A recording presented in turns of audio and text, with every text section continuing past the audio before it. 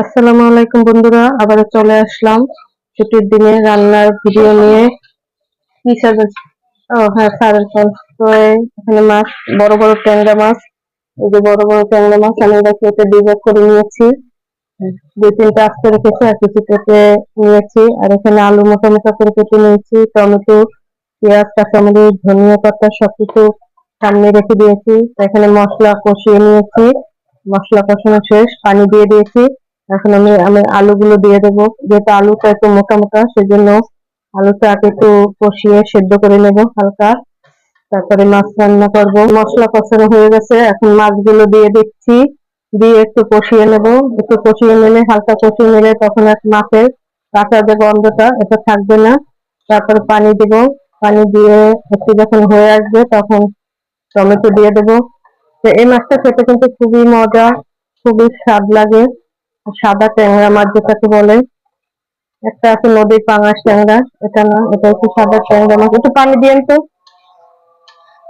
এ বাটিতে একটু পানি দিয়ে রাখেন।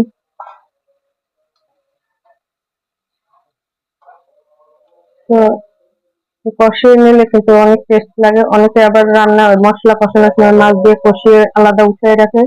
তা আমি আবার ওইটা করলাম না, আলুটা আগে কষিয়ে হালকা সেদ্ধ করে নিয়েছি। তারপরে এটা মাছ দিয়ে দিলাম। যখন আলুটা আধা সেদ্ধ হয়ে গেল তখন মাছগুলো দিয়ে দিলাম। মাছগুলো কষানো, একটু ভালো করে কষানো নিলে ভাঙবে না, আস্তে আস্তে নাড়তে হবে যাতে মাছগুলো ভেঙে না যায়। তো এই যে আমার মাছ কষানো হয়ে গেছে, এখন আমি পানি দিয়ে দেব। পানি দিয়ে তারপরে টমেটো দিয়ে দেব।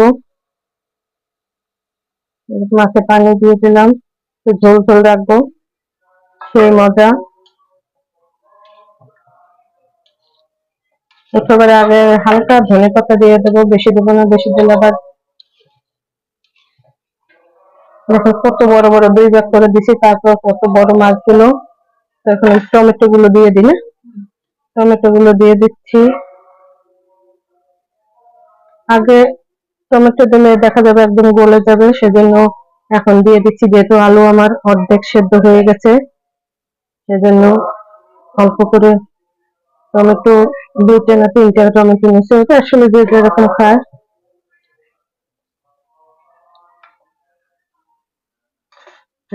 দুইটা কাঁচামরিচ দিয়ে দিলাম, ধনে পাতা একটু পর দেবো।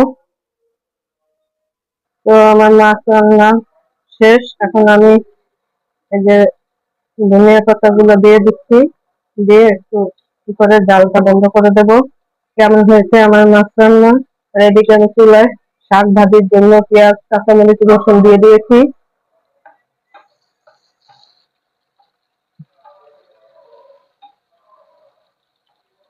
তো ভিডিওটি যদি ভালো লাগে লাইক কমেন্ট শেয়ার দিয়ে অবশ্যই অন্যকে দেখা সুযোগ করে দেবেন। কে কে এরকম আনন্দ করে মাছ রান্না করেন কমেন্ট বক্সে অবশ্যই জানাবেন। ভালো থাকবেন, সুস্থ থাকবেন, আল্লাহ হাফেজ।